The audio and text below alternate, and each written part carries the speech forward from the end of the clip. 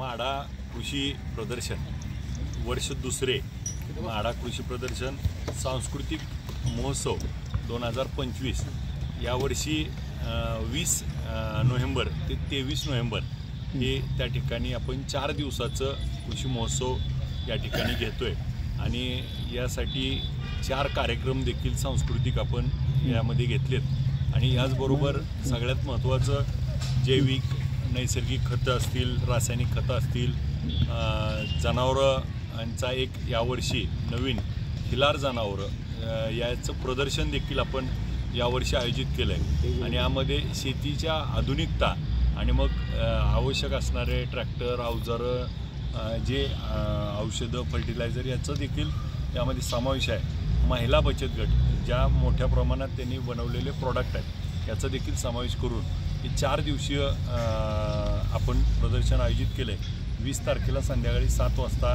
त्याचं उद्घाटन होईल आणि त्या दिवशी पहिला सांस्कृतिक कार्यक्रम होईल आणि त्यानंतर 3 दिवस हे प्रदर्शन चालेल।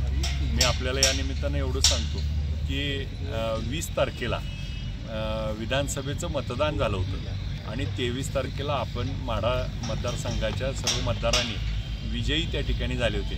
त्यामुळं 20 ते 23 असा हा 4 दिवसाचा आम्ही तारीख देखील थोडी यातून सूचक पद्धतीनं निवडली आहे आणि या माध्यमातून आपल्या माढ्यामध्ये ज्या ज्या गोष्टी आपल्याला नवीन करायच्यात आणि नवीन एक आपल्याला सांस्कृतिक कृषी आणि एक ठेवण जे आहे तिला आता आपल्याला प्रोत्साहन देण्याचं काम गेल्या वर्षी प्रचंड असा प्रतिसाद मिळाला होता। यावर्षी देखील मोठ्या प्रमाणात सर्व ग्रामीण भागातील मतदारसंघातील व माढा तालुक्यातील लोक मोठ्या प्रमाणात त्याला भेट देतील, कार्यक्रमाला भेट देतील आणि यावर्षीचा एक वेगळा अनुभव देखील आपण सगळेजण घ्याल। माझी आपल्या निमित्तानं एवढी एक विनंती आहे नम्र की यावर्षी थंडी जास्त असल्यामुळं कार्यक्रम मात्र वेळेत सुरू करायचे आहेत। त्यामुळं आपण उशीर न करता लवकर वेळेत यावं जेणेकरून थंडीमुळं आपल्याला लवकर कार्यक्रम वेळेमध्ये त्या ठिकाणी समाप्त करता येतील। आपण सगळेजण मोठ्या संख्येने यावं असं मी आपल्या सगळ्यांना नम्र आव्हान करतो, विनंती करतो। योग आहे बापू, आचारसंहिता लागली की मला फायदा होतो आणि त्यामुळे जिल्हा परिषद पंचायत समितीमध्ये पण नक्की त्या ठिकाणी आपला सगळ्याचा आशीर्वाद मिळेल आणि आचारसंहितेमध्ये मी उमेदवार नाही। नाही मला काय म्हणायचं आहे, संपलाही लागते म्हणून आपण राजकीय दृष्टिकोन आता बदलणं आवश्यक आहे।